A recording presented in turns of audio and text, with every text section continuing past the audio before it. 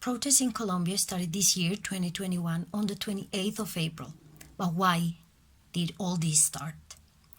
The 21st of November of 2019, some protests began because of pension and tax reforms and minimum wage, among other demands, and it continued off and on for over a month. At the beginning of 2020, the COVID-19 virus affected the entire world, and everybody was sent home to prevent infections. The coronavirus crisis only worsened the situation and highlighted another big problem the country has to face, and is the failing of the Colombian health system and the lack of supplies and equipment to deal with a pandemic. Recently, the government announced the new tax reform in an attempt to raise $6,300 million to pay the debt accrued during the pandemic. A tax reform sounds fair and very reasonable. The problem is who they want to collect this money from.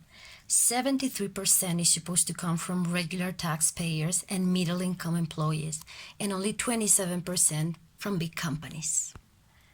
These reforms also intend to raise taxes on basic products. Demanding this in a country where 2.3 million families have only 2 meals a day, and where 500,000 small businesses had to be closed because of pandemic restrictions. And a country with such contradictions as having one of the most expensive transport fare in Latin America and one of the lowest minimum wage, it was only logical that people were infuriated and took to the streets to protest again. Add to this the dissatisfaction with possibly damaging reforms to the health system. And although if it could be seen as irresponsible to join large crowds in the middle of a pandemic, even physicians have encouraged the strike and said, and I quote, "It is understandable that people are prepared to sacrifice their health when the health system is already being sacrificed."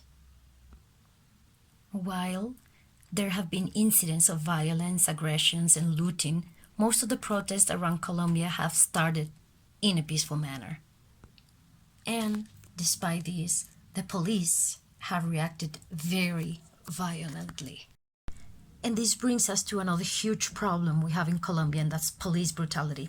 To control the protest, the police and the SMAT, that is the anti-riot squad, have escalated quickly from reasonable force to excessive force to police brutality. In the last few days, at least 19 murders and at least 940 cases of police abuse have been reported. This has been the situation since the 28th of April. We can only hope that we can finally find a solution that brings a little bit of peace, equality, and justice for the country. Thank you for watching.